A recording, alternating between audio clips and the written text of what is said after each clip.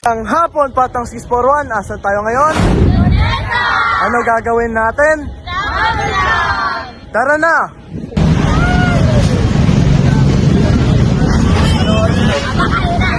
Init! Punta kami ng Luneta Park at nandun yung iba naming ka-group. Na kami sa Luneta po. Opo.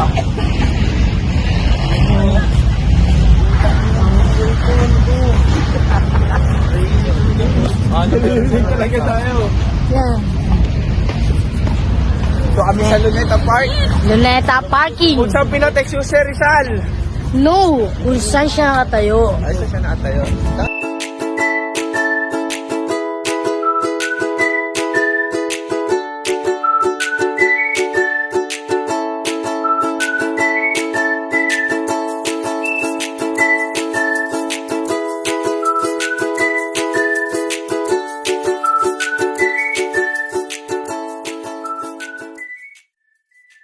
Hi guys! Andito kami sa Luneta para maghanap ng lalaki!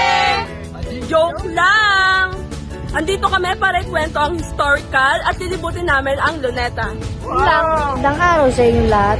Ngayon, ipapakita namin ang isa sa kasaysayan lugar na nandito sa Pilipinas, ang Luneta Park at ang Rizal Park. Natatagpuan po sa Maynila ang Luneta. Hindi lamang ito isang parke. Ito rin po ay sumisimbolo sa kalayaan at pagmamahal. Kastila, ito ay kilala bilang bagong bayan. Dito ay pinadala si Jose Rizal upang ipatupad ang parusa niya noong December 30, 1896. Ako si Jose Rizal. At dito sa Luneta, isinakripisyo ko ang aking buhay para sa ating bayan. Sana maging inspirasyon ito para sa mga susunod na henerasyon. Pagkatapos ng kalayaan, ang bagong bayan ay pinaayos at pinalitan ng pangalang Luneta. Ang lugar na ito ay naging isa sa mga mostly pinibisita ng mga tao, ginagawang place na pagpipiknik, pasyalan at iba pa. Papasok tayo kung saan binaril si Rizal. Kung saan natayo yung stake niya bago siya barilin. Dito, sa bagong bayan, binitay at binaril si Rizal. Ngunit, ang kanyang alaala at mga prinsipyo ay hindi namatay. Sa halip, siya ay naging simbolo ng kalayaan ng Pilipinas. Ang Chinese Garden ay itinayo noong dekada 1970 bilang simbolo ng pagkakaibigan ng Pilipinas at China. Ito ay bahagi ng pagpapalakas ng relasyong pangkukultura, diplomatiko at dalawang bansa. Ang disenyo ng hardin ay hango sa tradisyonal na architectural Chino. Makikita rito ang mga arko, pabilyo, tulay at mga ekstrukturang may disenyong dragon. Bukod dito, ang pagkakaroon ng isang lawa at mga laman ay sumisimbolo ng pagkakaisa ng tao at kalikasan. Isang mahalagang konsepto sa tradisyonal na filosofiyang Chino.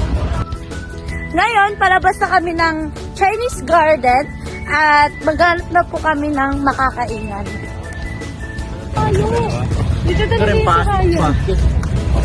Guys, maglalakad na kami sa kainan.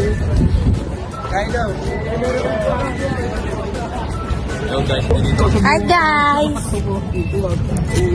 Kain kami kasi Yes, kakain kami sa iba't ibang pagkainan at Yes. maghahanap kami. ayun may nagkukuha pa naman ako ng kwek-kwek. O tara, kwek-kwek. Maghahanap tayo ng gugustuhin nila at Yes. pipilin nila. Okay guys. Ayan na, may mangga. May mga fruits. Okay guys, bibili kami ng kwek-kwek. Dali na. Magkano po cake yan? Kaya magkano pa yung kwek-kwek? 25.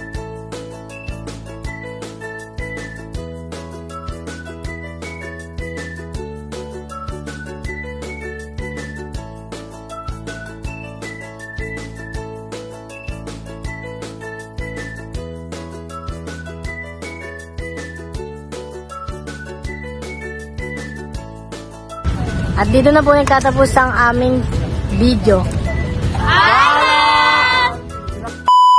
Ang hapon 6... What? Ngayon, palabas na kami ng At dito na po, At dito, sa Bagong Bayan, binitay si Rizal, ay